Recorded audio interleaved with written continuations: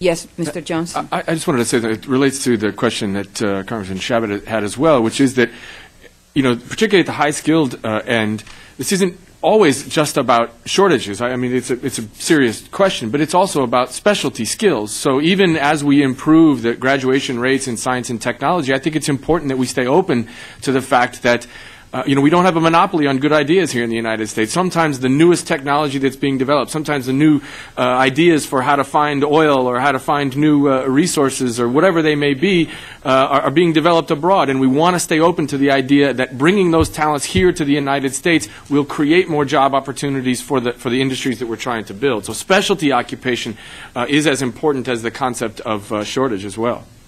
Madam Chairwoman, since 1990, technology firms that have been funded with venture capital, 25% of them have had founders that were foreign nationals. 25%. These are innovators. We want them to come here.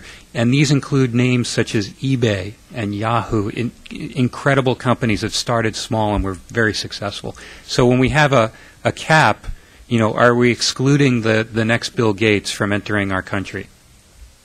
Thank you. Mr. Silvertooth, employers have expressed concern that the error rate for the basic pilot program is too high at 8%. Add that to the fact that the basic pilot only serves 16,000 employers and not the 5.6 million employers that actually need it. What costs in time and money will manually checking each employee's status impose on your company? The initial cost is in terms of productivity, because as you're focusing on administrative tasks, you're not focusing on serving your customers' needs. This is particularly important for small businesses. A lot of us have lean administrative staffs. A lot of the accounting departments for small businesses are the kitchen table. Sometimes the storage is the garage. We're not talking about companies with economies of scale such as General Motors or Microsoft that have entire departments of thousands of employees that deal with this type of situation.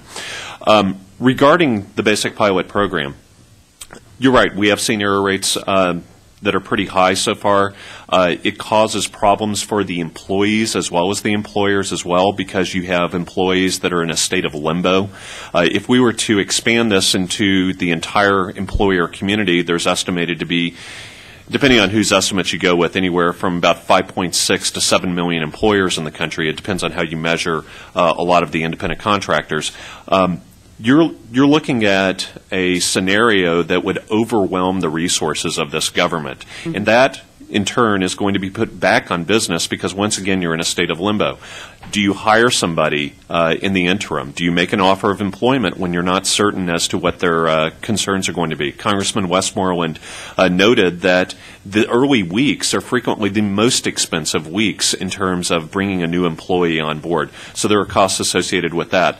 In terms of the construction industry, we have a unique situation because most of our work is performed outside of an office. They're at multiple work sites.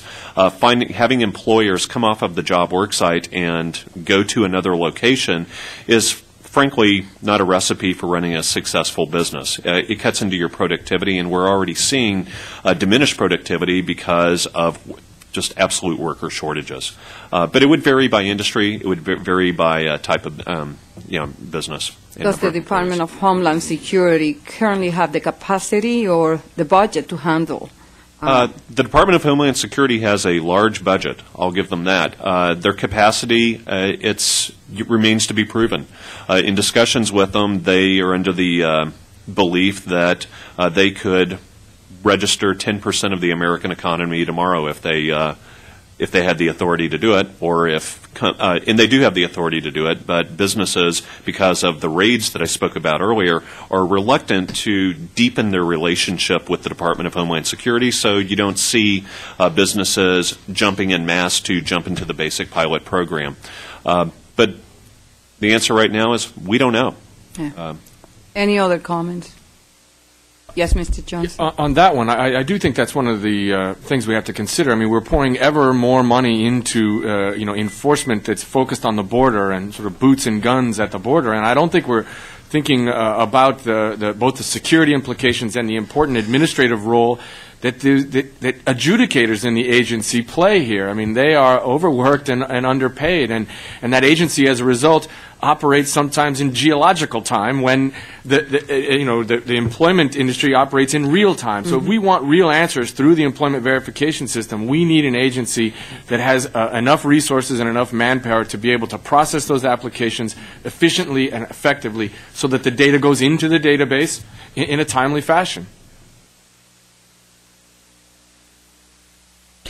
Well, Mr. Chabot, no more questions? No more questions. Okay, let me take this opportunity again to thank all of you. This has been quite an incredible discussion. I know that sometimes an emotional issue. We are here, or in my capacity, I will say that this is not only an issue to fix a broken system that is not working, but it is also an economic security issue for this nation, as well as a national security issue.